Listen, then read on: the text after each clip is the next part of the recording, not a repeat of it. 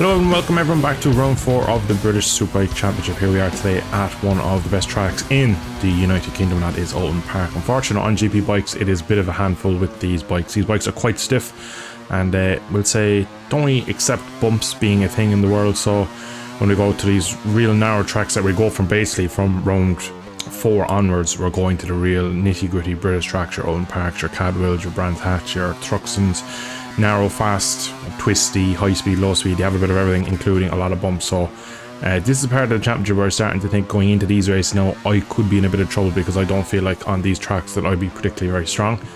I'm much better suited to the probably GP style tracks, wide open, nice and flat, very minimal elevation. But we are here now in qualifying. We're currently sitting in P2, which is the highest I've been for a long time in any qualifying session. We actually topped practice before, which is something interesting. It was a bit of an unusual one for me. I didn't expect it, but you might have just known there on the right side of the screen, just might have spotted it. My map kind of blipped for a split second there, flashed as if everyone disconnected. So today's episode is going to be all about lag, disconnects and server side issues. So unfortunately our regular host wasn't available, and the organisation of this race, I must say, it wasn't great. As riders we were kept in dark, we didn't really know what was going on. And as the race goes on you'll see a lot of incidents where lag is a big part of it, and yeah, we weren't sure if the race was going to go ahead. The organisers couldn't really tell us who was hosting and was it dedicated, was it not dedicated, and it was just a whole mess really, unfortunately. And yeah, we ended up qualifying P6, 0.8 off, which I was actually disappointed about. One of my better qualifying so far, 0.8 off, but in the last 10 minutes of qualifying it was unrideable. You can see there, massive jump forward there. On a track like Oulton Park, once again there you can just see it skipping, it's just constantly kind of rubber banding and stuff like that. So it's a pretty scary track to ride at speed on a superbike. Trin, some weird lag, people disappearing, popping in and out. Let's just say it's going to be a interesting race, this one, because there's so much happens with the lag, and it was one of the races where I felt pretty strong coming into it. Actually a bit surprising that my pace is as good as it was, so I was hoping for a good result. But we all knew the bumps were going to be an issue. But nonetheless, we are here now, talking is over, it's time to go, 4 green lights and away we go, and we get a much better start. So good, we pull in a lovely little wheelie, but we do go from 6th to 3rd, just up the inside of previous race winner Chase Black, and we go on board just to show off the speed of this racetrack on a superbike. You just feel like you're going light speed everywhere, trying very narrow racing line, some extremely dangerous curbs, really aggressive bumps, and a bike that doesn't really like to kind of accept that has to go over and ride through these bumps. So it's pretty amazing to ride on board. But you can see that prime example straight away, Zonta in front and Melina just disappeared. Zonta kind of lagged all the way to the right, and in here he goes for a little Hogwarts trip again and then teleports back. You can see I just have a little bobble, you can see it tense up in the controller movements, and we come in now, chicane for first lap, and unfortunately Melina's lagged, so has Zonta, and he's actually gone straight on into the wall, taken out what believes to be Lucas Brown behind, and it just creates this whole mess here of riders getting killed and bikes being down. Poor Zonta has just been knocked into by about 3 or 4 different guys. So from going from being second to probably definitely outside the top 15, you can see my teammate and even the game, they're just stuttering. So this is why as riders we were so pretty upset in the practice and qualifying session when we weren't getting any answers of should we postpone it, who's hosting, is it dedicated, are we going to restart it. We were just left blind really, and we're told we were basically left to race these conditions. You can see up there ahead Melina doing things that are physically impossible, and he's just stuttering ahead. At this point in the race, the main thing for me is like, right, we actually got away clean.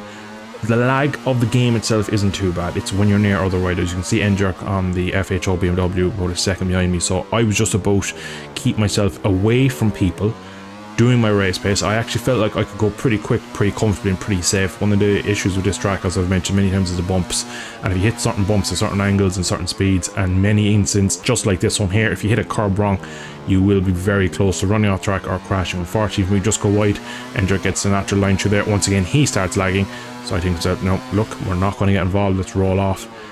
Long old race here, 15 laps around this track, and with the lag and stuff we just need to stay involved. You can see I just have a quick look over my shoulder, and that's just to kind of give myself an idea of what's around me and who's near. But it looked like Melina had the pace again and disappeared. You can see here now a big disconnect, everyone's gone off the map and we're all back. But unfortunately what has happened is we're actually now a lap down, so we've missed a gate there somewhere on the track. I believe the top 3 or 4 are now a lap behind, hence the blue flags on screen. So we had that also to deal with. So at this point in the race, I didn't really have an idea where real positions of people. Fortunately, coming through this real fast section, NVIDIA has a bit of a moment, just dips the rear wheel off the curb and has a crash along the very fast part of the back end of the track. So that puts us back up to a net P2 on track, but according to Max Hood, we are P20, but you can see Malene is just ahead of me in P18 on that. We've caught up now to one of the first lapped riders, which is Wigame, and unfortunately a very laggy server, someone from Indonesia, maybe not the greatest of internet connection. This guy was an absolute menace to get by, because unfortunately as well for me, I'm showing that I'm behind this guy, so he definitely thinks I'm actually for position, so he's not going to lead me through. He's not going to get blue flags because I'm a lap down, and he has a look there, but he obviously, like, in fairness to him, I can't really blame him. He doesn't know I'm not for position. That unfortunately is my teammate Malene, who's had another instance with a back marker. He absolutely is a magnet for back markers in this championship. Another fast crash going into, I think it's Island Bend there, and that is actually giving us for the time being net P1 on track behind Wigame on the Kawasaki. And I think that's Nico Rosberg just slightly up the road there. Another lapper we'll have to make our way through. But at this point in the race, a lot of the race has gone by where I was just kind of in my own little bubble, staying away from people, trying to just stay off curbs, just trying to keep myself clean. And you can see now in a second, like, all of Wigame's inputs are just laggy. He lags forward, lags sideways, and then I don't know if I hit him. I was nowhere near him on my screen. I've watched it back from his perspective. It looks like there might be some sort of contact. It might be just lag. But we're just keeping it very steady, which does leave our teammate just a bit of enough moment. He's actually pushing a lot harder than I was willing to in this race, considering the lag, because you saw exactly what happened into this corner here at the start of the race, that if there's a little split lag, you can go into a curb, you can go into a barrier, and it can be pretty disastrous for your race. But I was still thinking, like, we're in P2, like, I can't really risk too much. Like, even if he does win, it's not the end of the world for me, really. I can just try and bring this one home. But I think the way I was riding, he caught me very fast, and then when he passed me, he didn't do anything, and I reckon he probably thought that I was a bit slower than I was, because he actually doesn't go forward very much now. He could be also maintaining himself, but I stuck with him pretty comfortably, and actually for a lot of the laps where I was behind him, I actually felt like I was quicker in a lot of places, but just with the lag, I couldn't really force a move. And we're up onto another lap right now here again, as we're going into the real difficult cambered corner here. This is a very difficult corner, as you can just lose the front through here very randomly. And at this point, I'm thinking now we have a couple of laps left. I just need to stay near him. If there's a mistake, I can win this.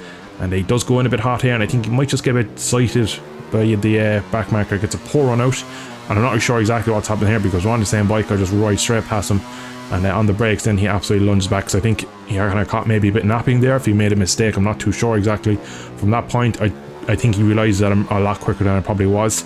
We got past one of the Kawasaki's, and we're up now basically with very few laps in front of us. For the rest of you can see it's nearly the penultimate corner, but from this point on, Malene kind of drops the hammer. Lap 14 and lap 13 puts in a belting lap time, but unfortunately with one lap to go, goes through here, touches the curb, loses the front, and a very fast crash for him, and that's him in the gravel. So again, another mistake unfortunately from probably been the performer of the championship, really. Malene has been very quick in every round he's been at. He's been one of the fastest, if not the fastest, with a couple of other guys, so consistently at the front, and he's very good at leading at the front. But unfortunately, he just has one or two of these mistakes running into back markers, and again, a small mistake there, just touching a curb. But you can see now we're on lap 16, so I essentially have done an extra lap just to make sure that we're going to bring the win home, because I wanted just for my standings to take the flag. I didn't want to take the white flag, which would be for one lap to go, which would have been the checker flag for others, because I was a lap down. So it all got confusing, so I just made sure I rolled to my line. I rolled to the checker flag that I got, and we really backed it off after his crash, because he was quite a bit behind after such a high-speed crash. Went right into the gravel. So this last lap here, the last couple of laps, basically since he crashed, just backed it off a couple of percent. I think we caught another back marker on a Kawasaki, and I just absolutely made no attempt to pass him. I just rolled around a couple of seconds off it, kind of at his pace, just to basically maintain. You can see now a couple of moments we know we've done it. We've gotten our first win of the season, which is quite ironic, really. It's come on a track where I really felt my championship probably would go downhill from here with the real bumpy tracks. But that's 2 podiums out of 4 races and a race win. P9 on track, it does say. But when all the results were tallied up, and I do feel sorry for the host trying to add up the race laps, because there's people lapped down, there's time penalties as well and stuff, so it's just going to be a messy finish up. But here we are now with the actual final race standings. As you can see, Donatello P1, we got our first victory of the season. Enjerk on the BMW comes home in second, and championship challenger over on the CBR gets another good podium. Malene ends up 4th after an unfortunate crash. Chase back 5th after the win in Assen. 6th and 7th for Biker and Zonta. Lucas Brown in 8th. Paxton P9 and Alcott rounds out the top 10. So now on to the championship standings, and somehow your boy Donatello is leading by 2 points, simply because I probably showed up to every race realistically. But yeah, we're 2 points clear of Foxer. We are 4 points clear of Hoover, so very tight at the chop. Chase back after a average round considering what he did in Assen is down now to P4, and Endrick had a really rough championship really so far in all.